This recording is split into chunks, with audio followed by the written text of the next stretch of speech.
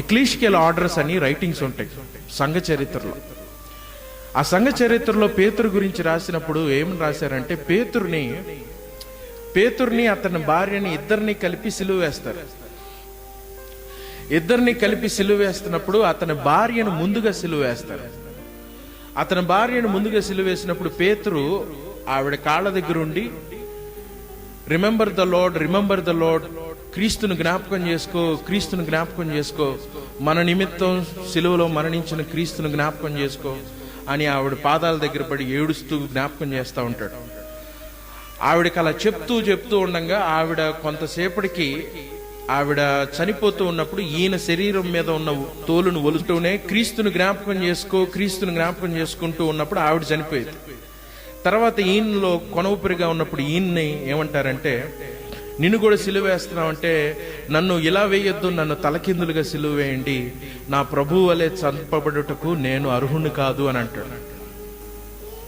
And remember, ఈ వ్యక్తి క్రీస్తును ఒకప్పుడు కాదన్న వ్యక్తి, క్రీస్తును మోసగించిన వ్యక్తి, కానీ ఈ రోజున క్రీస్తు కొరకు చంపబడడానికి సిద్ధపరచబడటానికి ఆయన ముందుకు వెళ్ళాడు. కంప్లీట్ చేంజ్ ఉంది. Complete change. ఎంత చేంజ్ అంటే అది మానవ సంబంధమైన చేంజ్ కాదు, దేవుడే పరిశుద్ధాత్మ చేత వారిలో కార్యాలు చేసి వారిని నిలబెట్టాడు. ఇట్ ఈజ్ మహిమ ఘనత ప్రభువునికే, దేవుడికే చెల్లిద్దది. బ్యానర్ కడితే పేతురుకు కట్టాలేమో, పేతురుకు కూడా కట్టడం ఎందుకు? ఆయన అంటాడు ఆయన వ్యక్తిగత జీవితాలు చూసినప్పుడు, కానీ మన పాస్టర్ కట్టుకుంటాడు కదా పెద్ద బ్యానర్, ఆయనకి, ఆయన భార్యకి, ఆయన పిల్లలకి, అందరికీ క్యాలెండర్ మీద ఫోటోలు. వీళ్ళు ఆత్మచేత నింపబడిన వ్యక్తులు కదా, బయలుపాటు ఉన్న వ్యక్తులు కదా, మహిమతోటి ఉన్న వ్యక్తులు కదా, లోపంలో ఉన్న వ్యక్తులు కాదు కదా, పరిశుద్ధులు కదా, ఘనమైన వ్యక్తులు కదా.